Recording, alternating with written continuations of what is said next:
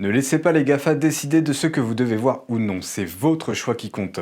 Si vous voulez recevoir des actualités fiables et non censurées, abonnez-vous dès maintenant à notre newsletter sur le site internet de NTD français. De cette façon, peu importe ce qui se passe, vous aurez toujours accès à nos contenus. Vous pouvez aussi regarder nos vidéos directement sur ntdtv.fr. Jack Ma, le fondateur du géant chinois du commerce électronique Alibaba, a perdu son titre d'homme le plus riche de Chine. Une nouvelle série de brèches dans la sécurité numérique est mise en exergue par des pirates informatiques chinois. Les États-Unis et l'Inde ont été pris pour cible. Dans la Chine communiste, les autorités accusent quelqu'un de délit de langage environ tous les 2 jours. La liberté d'expression a-t-elle déjà existé en Chine? Contrairement à la répression de la dissidence par le régime, le droit de critiquer le gouvernement est en fait ancré dans la culture chinoise ancienne.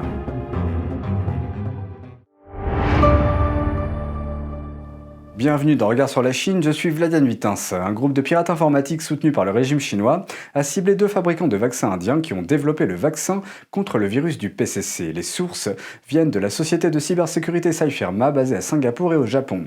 Bharat Biotech et le Serum Institute of India sont les plus grands fabricants de vaccins au monde. L'Inde est également le rival de la Chine communiste en matière de fabrication de vaccins. Elle produit plus de 60% de tous les vaccins vendus dans le monde. Cypherma affirme que le groupe de piratage chinois APT10 a identifié des failles dans l'infrastructure et les logiciels de la chaîne d'approvisionnement des 2 entreprises indiennes. Le groupe de hackers est également connu sous le nom de Stone Panda. Le directeur général de Cypherma était un haut responsable de l'agence de renseignement britannique MI6. Il affirme que le véritable motif du régime chinois est d'exfiltrer la propriété intellectuelle et d'obtenir un avantage concurrentiel sur l'Inde. Il déclare que Stone Panda visait activement le Serum Institute of India parce qu'il fabrique les vaccins AstraZeneca pour de nombreux pays et qu'il commencera bientôt la production en masse de vaccins Novavax.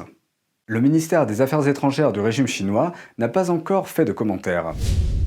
Jack Ma, le fondateur du géant chinois du commerce électronique Alibaba, a perdu son titre d'homme le plus riche de Chine. Ma détenait ce titre depuis 2019, mais selon la Hurun Global Rich List de 2021, il est maintenant à la 4e place.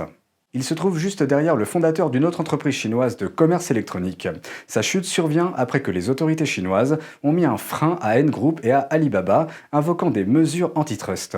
En octobre dernier, Ma a critiqué le système réglementaire chinois, et cela a conduit en partie à la suspension de l'introduction en bourse de Ant Group d'une valeur de près de 40 milliards de dollars quelques jours seulement avant l'entrée en bourse. Suite aux critiques de Ma, les régulateurs chinois ont renforcé leur contrôle antitrust sur le secteur technologique. Actuellement, le titre d'homme le plus riche de Chine appartient à Zhong Shanshan. Il possède une fortune personnelle de 85 milliards de dollars et est le fondateur d'une société d'eau en bouteille. Le deuxième homme le plus riche est le PDG du géant chinois Tencent. Sa fortune personnelle s'élève à 74 milliards de dollars.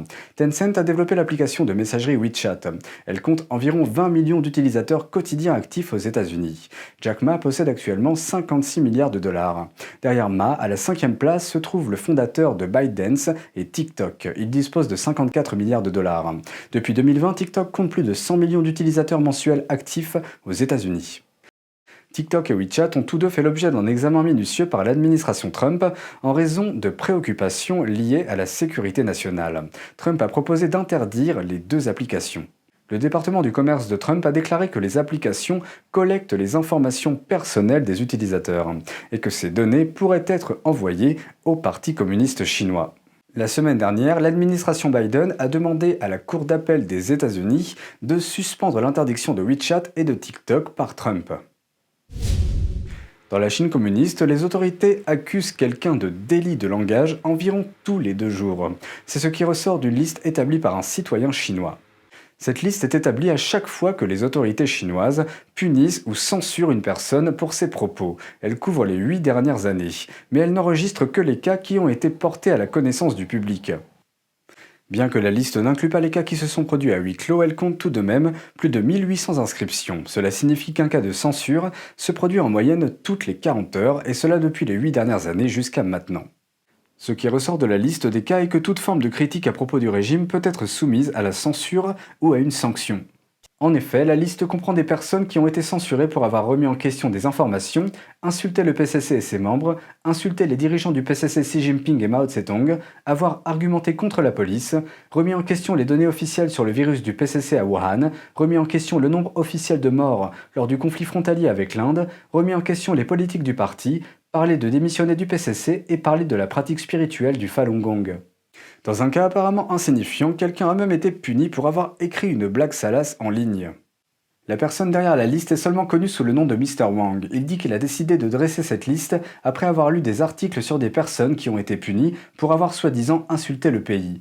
Il a écrit sur Twitter disant qu'il savait qu'il existe des délits de langage en Chine, mais qu'il n'avait jamais pensé que cela était aussi grave. Il ajoute, je cite, Big Brother vous surveille, j'ai essayé de chercher les yeux de Big Brother et j'ai fini par les trouver partout. Lorsque nous parlons de liberté d'expression en Chine, les gens peuvent penser à la répression des dissidents et à la censure d'Internet par le régime chinois, qui empêche ses citoyens de voir tout ce qui critique le système communiste. Certains attribuent l'absence de liberté d'expression aux milliers d'années passées en Chine sous un système impérial. Le Parti communiste répète régulièrement que la culture du vieux monde de la Chine doit être détruite, ce qui, selon lui, ouvre la route vers le paradis sous le communisme. Mais un regard sur l'histoire du pays peut prouver que la liberté d'expression y a bel et bien ses racines. La tradition chinoise de la liberté d'expression remonte à des milliers d'années et est en fait ancrée dans le confucianisme. Les visiteurs de la place Tiananmen à Pékin remarqueront probablement une grande colonne cérémoniale. Elle est faite de marbre blanc décoré de délicates sculptures et porte une créature mythique à son sommet. La colonne, connue sous le nom de Huabiao, provient de Bangmu. Traduit littéralement, cela signifie tableau de commentaires. Il s'agit de planches de bois qui étaient souvent installées sur les routes principales. Elles permettaient au public de rédiger des critiques et des plaintes au sujet des politiques gouvernementales. Elle est apparue pour la première fois il y a 5000 ans, à l'époque de l'ancien empereur Shun. L'idée a souvent été citée par les érudits et les fonctionnaires qui ont suivi, principalement pour persuader les empereurs de tenir compte des critiques du public. L'idée de critiquer les souverains se retrouve également dans les classiques de Confucius. À l'opposé de l'obéissance absolue exigée par le Parti communiste actuel, un disciple de Confucius, nommé Mencius, a un jour plaidé devant un roi que les gens ne devaient pas se taire lorsque leurs dirigeants commettaient de graves erreurs. Au contraire, ils devraient exprimer avec force leurs préoccupations. Il a poursuivi en disant que si le dirigeant refuse toujours d'écouter, après que le peuple a soulevé les problèmes à plusieurs reprises, il devrait soit retirer ce dirigeant du pouvoir, soit abandonner l'État. Le droit de critiquer l'empereur a plus tard été incorporé dans le système impérial chinois. Au cours des dynasties Sui et Tang du 7e siècle, la Chine a établi un système politique appelé 3 départements et 6 ministères. Dans ce système, le département des affaires d'État est le pouvoir exécutif. Le secrétariat conseille l'empereur et élabore les politiques, comme dans une législature moderne, alors que la chancellerie examine ces politiques et décide de leur légitimité. Si la chancellerie décide que la politique est inappropriée, elle peut refuser de co-signer le projet de loi. Sans leur signature, la politique ne peut être légalement mise en œuvre. Il pourrait y avoir un retour de force entre l'empereur et la chancellerie, mais selon Mao Han-kwang, spécialiste taïwanais de l'histoire de la Chine, l'empereur ne pourrait pas faire grand-chose à part écarter le fonctionnaire qui n'est pas d'accord, mais cela serait considéré comme une mesure drastique et comme une perturbation du système juridique. Aucun empereur de la dynastie Tang n'a jamais pris cette voie. La plupart des dynasties de la Chine ancienne ont également créé des postes de fonctionnaires dont le travail consistait à critiquer les décisions de l'empereur et à les empêcher d'être mises en vigueur. Cela est devenu une règle non écrite dans tout le système impérial chinois. L'empereur ne pouvait pas punir ou tuer ses fonctionnaires à cause de leurs critiques. S'il le faisait, les empereurs risquaient de perdre leur prétention au pouvoir et de ruiner leur réputation dans l'histoire.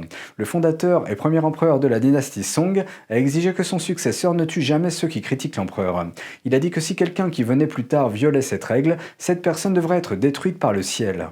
Grâce à la protection systémique de ses fonctionnaires et aux restrictions morales imposées à l'empereur, de nombreux fonctionnaires des dynasties Tang et Song sont devenus célèbres pour leurs critiques honnêtes mais franches. L'un d'entre eux, Wei Zheng, de la première dynastie Tang, a souvent eu des débats houleux avec l'empereur Taizong. L'empereur était parfois vu se retirant dans une salle isolée, et on l'entendait dire à haute voix « Un jour je vais tuer ce pécore ». Mais il ne l'a jamais fait. Au lieu de cela, Wei était traité avec un grand respect. Quand il est mort, l'empereur a pleuré. Il a dit « En utilisant l'opinion des autres comme un miroir, on peut correctement peser les gains et les pertes. Maintenant, Wei Zheng est mort, et nous avons perdu un miroir ». Un autre empereur de la dynastie Tang, Xuanzong, a également exprimé des pensées similaires envers son fonctionnaire, déclarant « Je l'ai promu à ce poste et même s'il est si impoli avec moi, il n'y a rien que je puisse faire ». Il y a eu des dynasties et des empereurs en Chine qui ont historiquement puni les critiques, mais leur incapacité à accepter les critiques a souvent été citée comme l'une des principales raisons de leur décès.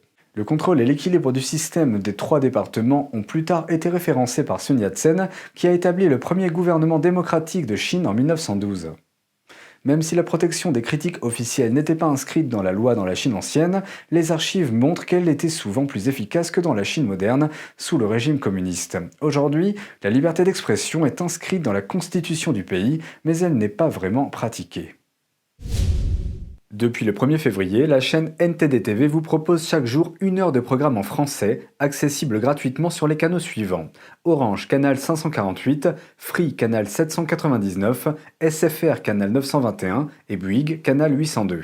La première diffusion est programmée à 20 h avec une rediffusion le lendemain à 13 h. Vous pouvez aussi retrouver toutes nos vidéos en vous rendant directement sur notre site internet ntdtv.fr.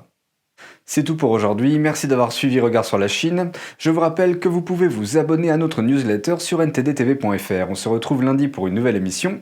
Prenez soin de vous et à bientôt.